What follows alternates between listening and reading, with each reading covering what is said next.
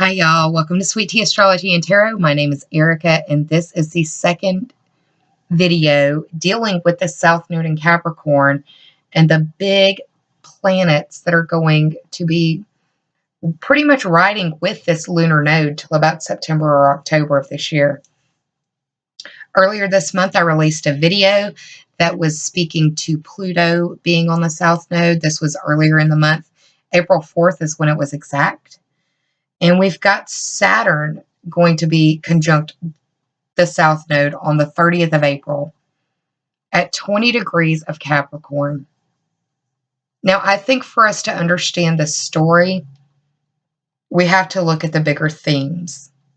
And we started this back in January.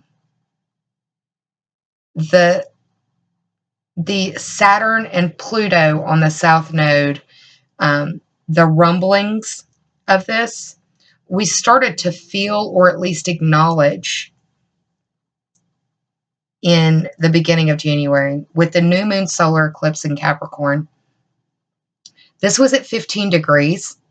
So this new moon solar eclipse was sandwiched between Saturn and Pluto's midpoint at 16 degrees, 21 minutes Capricorn. So for us to understand, we need to respect the story that went with it.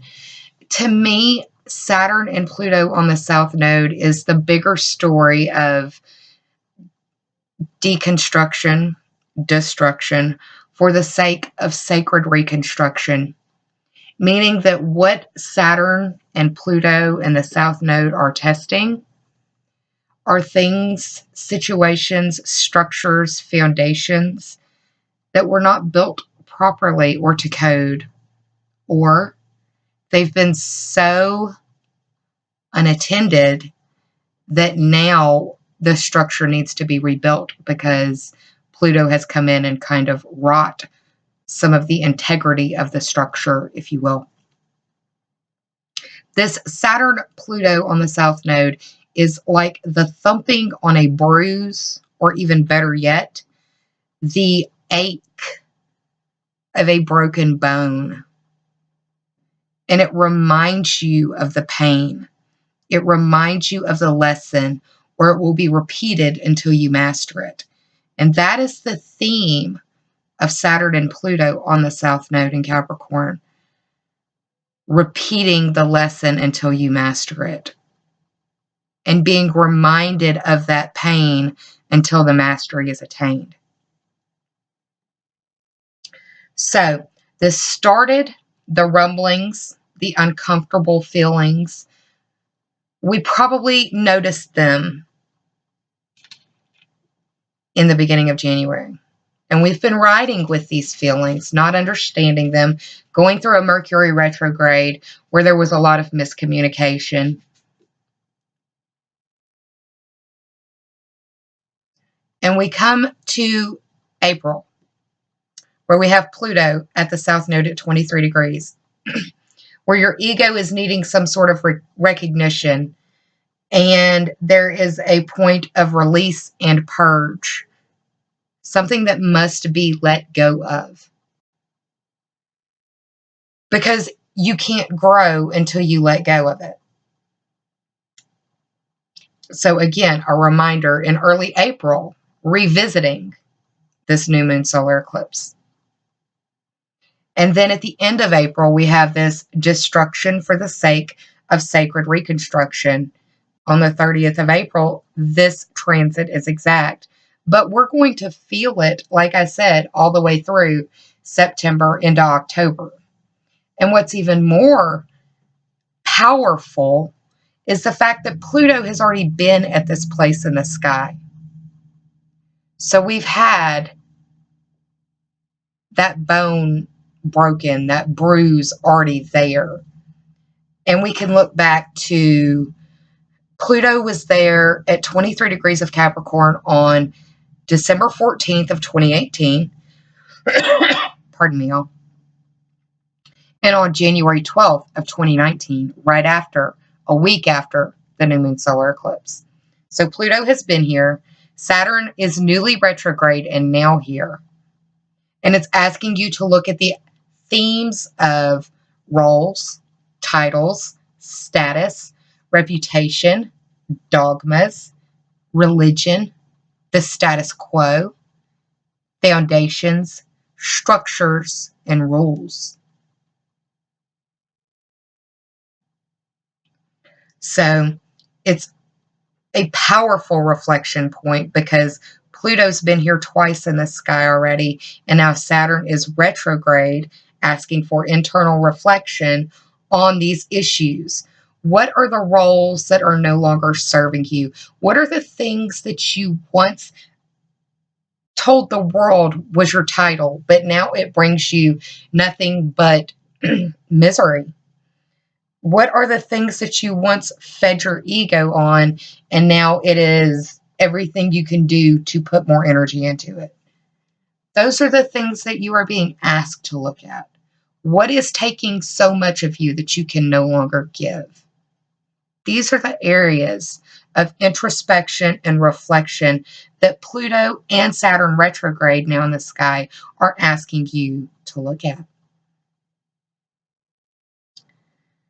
Now, this is all leading to the lunar eclipse at 24 degrees of Capricorn. It's a full moon lunar eclipse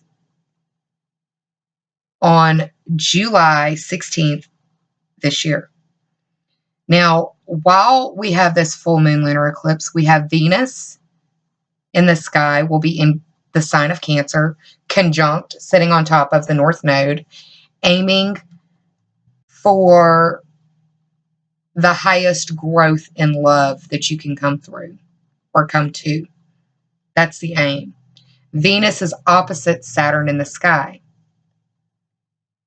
So you have to aim for love and build in good faith these new structures that are being reconstructed because Saturn and Pluto have been tearing them apart. If it's not good for you anymore, you're supposed to release it so that you can devote your energy to other things, to better things that nourish your soul. And in everything in life, there is an ebb and a flow. Right now, it is the ebb. And you have an opportunity, I'll repeat this like I did in the Pluto video, you have an opportunity right now before this lunar eclipse in July to release these things that are no longer working for you. If you do not consciously co-create your existence with these lunar cycles, then the eclipses are going to be more painful for you. And I say that as someone who has been through and come to astrology through some very painful, traumatic lunar eclipses. All I can do is give the information. Now, this full moon lunar eclipse gives you a momentary glimpse at the seed that was planted in January. You get to see that growth, for good or for bad. You have an opportunity to tend to it now. And the universe is thumping on that bruise, on that broken bone, to remind you to pay attention. If it hurts, it's supposed to be getting your attention. There's a reason for it, and there's a lesson behind it. And there is higher learning on the other side of it if you do the work now. So, my notes associated with this eclipse are that we are working towards a challenging or a transcendent commitment, and that you need to have a respect given to your daily, weekly, monthly tasks that build the reputation that you are wrestling with now. What do you want ultimately? What title? What is it that you want? Truly. If you can't be honest with yourself, You cannot be honest with anyone. Pluto is the purge. It is the release. It is the shadow. It is the hidden. It is the taboo. It is the death, rebirth, evolution cycle. It deals with infection, poison, venom, and it is the modern ruler of Scorpio. Saturn deals with the status quo, authorities, elders, infrastructure, government, big business, Wall Street, and it rules Capricorn. It also rules Aquarius. So, those are the notes that I have before we even get to the house placements. And that's what we're going to get to now after I grab a sip.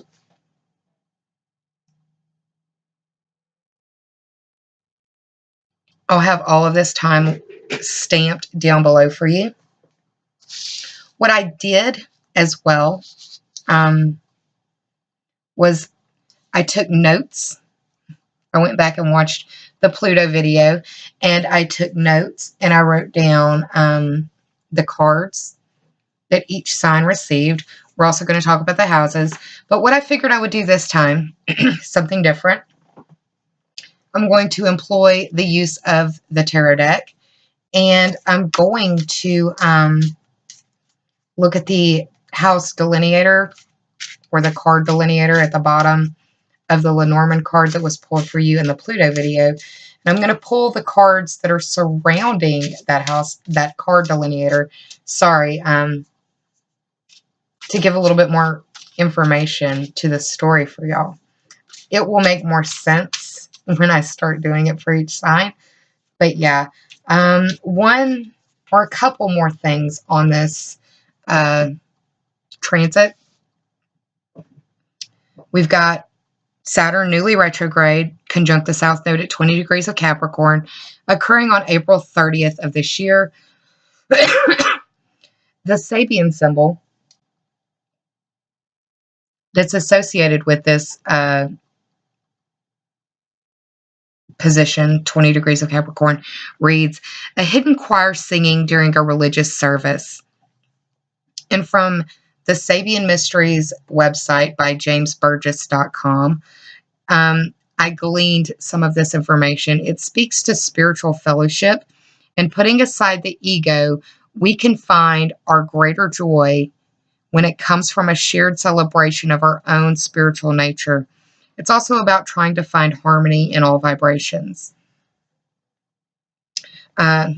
This lunar eclipse that I spoke about in July is also going to be impacting cardinal signs that have planets or angles between 19 to 29 degrees.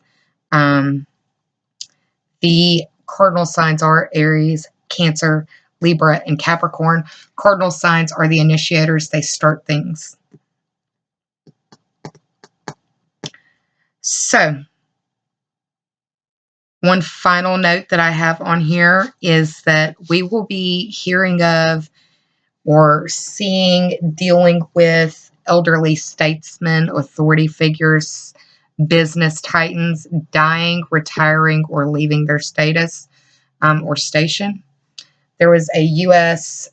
lawmaker who was a former governor, I believe, by the last name of Fritz, was the first that I knew of.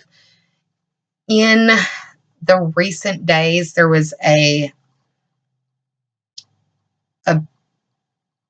government official, I want to say for Peru, I could be wrong, but there was a government official that actually shot himself in the neck trying to avoid the military coming to arrest him on anti-corruption charges. So, stuff like that. All right. That was kind of pieced together, not as well as I wanted it to be, but I got it all out. Let's talk about what's going on for each of the signs. So, for Aries, I pulled the Bear card. The Bear card is symbolic of the 10 of clubs. That would be the 10 of wands. So what I'm going to do is shuffle through the deck and find the Ten of Wands card and take the card before it and after it. This is going to be a little bit longer than the other video, but like I said, I'll have it time-stamped. Ten of Wands. So Aries. The Ten of Wands was the card that is associated with the bear, and the cards that were surrounding it was the Nine of Wands and the Ace of Cups. The number 9 deals with the theme of fruition. It can also speak to the 9th house of Sagittarius. That's the house of long-distance trips, higher education, foreign people, foreign places, foreign things, and higher studies. This Nine of Wands is a card that speaks to resilience and persistence. The Wands are associated with fire signs. That would be Aries, Leo, and Sagittarius. And they're also like talking about the theme of creation. The card after the Ten of Wands is the Ace of Cups. The aces are potential points. The cups are dealing with water signs. That's Aries or Cancer, Scorpio, or Pisces. Sorry. And this Ace of Cups deals with your emotions. It's about compassion and intimacy. And together, it basically indicates that in your 10th house, you need to persevere to get to the other side of the hill and be able to look back with compassion. And that lunar eclipse being opposite Venus, well, it's Venus opposite Saturn. If you approach the situation, especially yourself and the decision that has to be made in that 10th house with compassion and love, it will be easier for you to do, because what you are letting go, what you have to release in that 10th house has been a burden for you. It has been a burden and a responsibility, and you felt like no one has had your back in that 10th house. That's where Saturn and Pluto and the South Node are transiting. That is where you have the new moon solar eclipse. That is where you have the lunar eclipse in July of this year. Sorry. That 10th house is the house of your career, status, and reputation. It's that house that I attribute to the William Shakespeare quote, "All the world is a stage." The 10th house is the house that you approach the world on, and it's how the world knows you through that career, status, and reputation. It's you're dealing with authority figures. This is people that you have to answer to in your life or in your business life. It's also the authority figures in your world that you have to answer to as well. It can be the actual authorities or people who are authorities in their field of expertise. So that's what I meant by taking the Lenormand deck card and taking the cards that were surrounding it in the tarot deck. So we're going to move on to Taurus, but I'm going to hit pause so I can put these cards back and get set up for y'all. Hang tight. Hey Taurus. So for your Pluto video, I pulled the Sun Lenormand card for you. For the Lenormand deck, the Ace of Diamonds is the delineator for this card. So the Ace of Diamonds would be the Ace of Pentacles or coins. So I'm going to pull the cards that surround that out of the tarot deck. Now, this is occurring for you in the 9th house. The 9th house is the house traditionally ruled by Sagittarius. It is long-distance trips, higher education. This is foreign people, foreign places, foreign things, and higher-minded studies. So the cards surrounding the Ace of Pentacles are... Okay, this is interesting. This is a brand new deck for me. And this is an unmarked card, meaning it doesn't necessarily belong in the tarot deck. So I'm going to take... And this was the other one. Interesting. So we've got Ace of Cups. The Sun card was your Pluto card, and we've got Ace of Pentacles. Let's talk about these two that were surrounding it. The Ace of Cups is a potential point for you in manifestation towards emotional compassion or intimacy in your 9th house. It also was surrounded by the Two of Pentacles, and the Two is a theme of duality. And this Two of Pentacles deals with progress and discovery. So for me, it indicates that with progress and using your resources at hand, you have an opportunity here to really make something of it if you are willing to release that which is no longer serving you in that ninth house of higher education, long distance trips. It's religion, it's astrology, it's metaphysics. It's it could be being very idealistic towards those things as well. So I hope you enjoyed it. I'm going to pause it and reset for the Geminis. Hang tight, y'all. Hey, Gemini. So for your Pluto video, I pulled for you the Child and the Tower card. We have the Jack of Spades, and we have the Six of Spades. Jacks I attribute to the Knights or the Pages, and the Six of Spades would be the Six of Swords. So we've got sword suits. I'm going to pull the cards that are around those.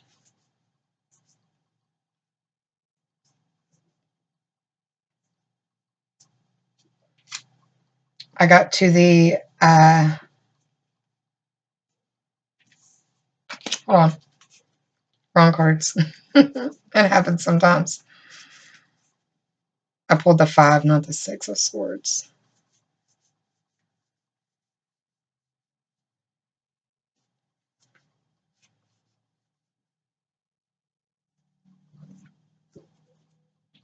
So there's the Knight of Swords. I'm not going to do the Knight and the Page. That would be a lot of cards. 6 of Swords.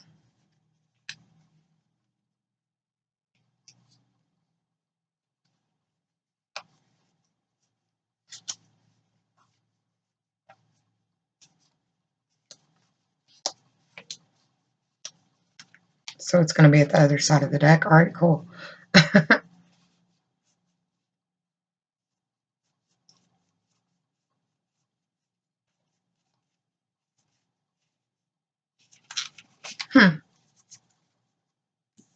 Well, for this Child card, we have the Queen of Wands and the Two of Pentacles. So it's a fire sign female, Aries, Leo, Sagittarius, involved in one way or another with duplicity or duality in possible finances, dealing with progress and, well, more balance and adaptability with the Two of Pentacles. This Tower card, Six of Swords, where are you at?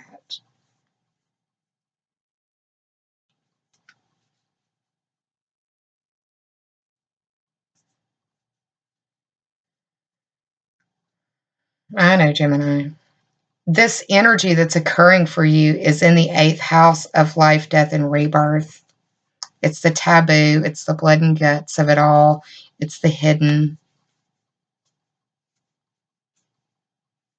I'm running through this deck again, and I'm not seeing my 6 of Swords. It's 5. I've seen 5 and 7, but I haven't seen 6. It's probably because I'm looking way too hard for it.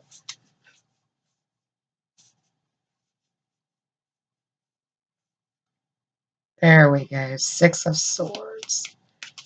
Because it's a distinct picture. So we're talking about small issues in balance and adaptability with the fire sign, possible female. And then we have the 6 of Swords. The cards around it are the 10 of Cups and the 3 of Wands. 10 of Cups. 10 is completion. Cups are water sign. That would be Cancer, Scorpio, or Pisces. 10 of Cups is about happiness and alignment. And the 3 is about communication. Wands are fire signs. Aries, Leo, Sagittarius. And this is about foresight and preparation. So it's trying to move past this emotional, mental situation, moving through to get to the calmer side of things. Maybe that there has to be a movement or some sort of separation for there to be alignment. in that 8th house of life, death, and rebirth, other people's money, sexuality. It's so many different things that it could end up being for you, Gemini. So pay attention to that first video, link it up with the meanings of this second video, and follow the astrology as well, because you've got some big stuff going on. I know that I said possibly for some of y'all dealing with like a pregnancy or looking at your childhood in one way or another. It could be looking at your childhood and looking back at your mom and understanding that what she was going through you couldn't understand at the time, is one way of looking at it. So hang tight. I'm going to reset for Cancer. I'll be right back. Hey, Cancer. So I pulled for you in the Pluto video the Garden card. This has the 8 of Swords delineation down here.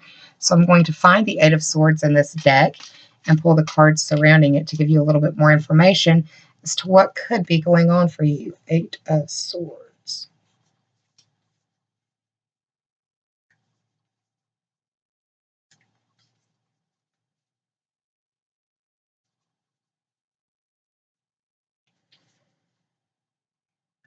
Occurring in your 7th house. The 7th house is the house of your partnerships, your friends, your relationships, your open collaborations.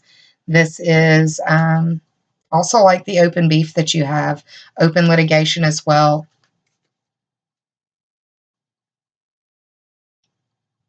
Eight of Swords. I'm still flipping through my deck.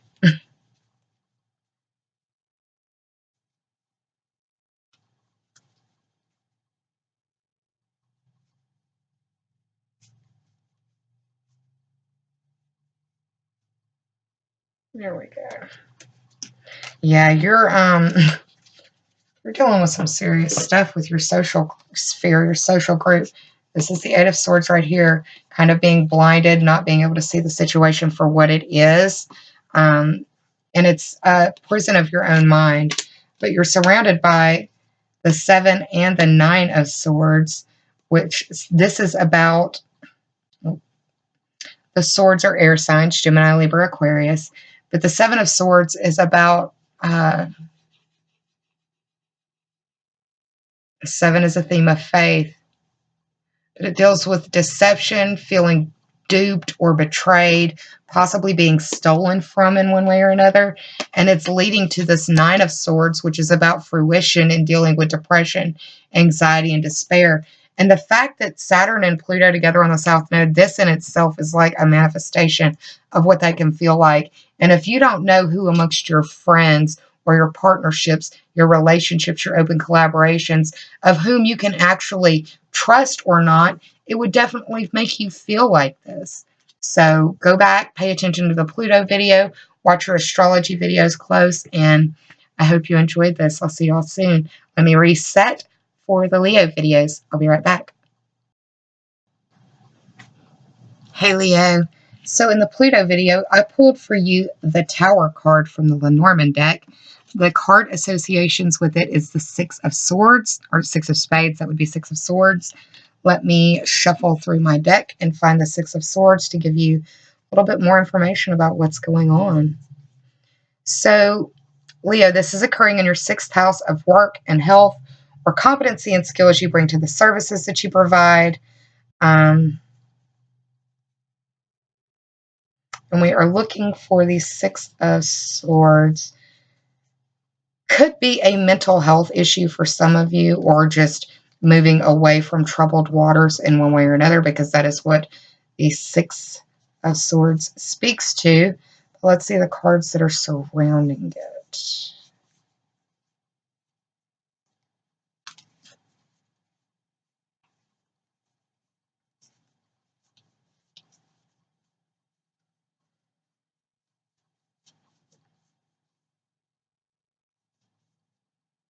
Okay.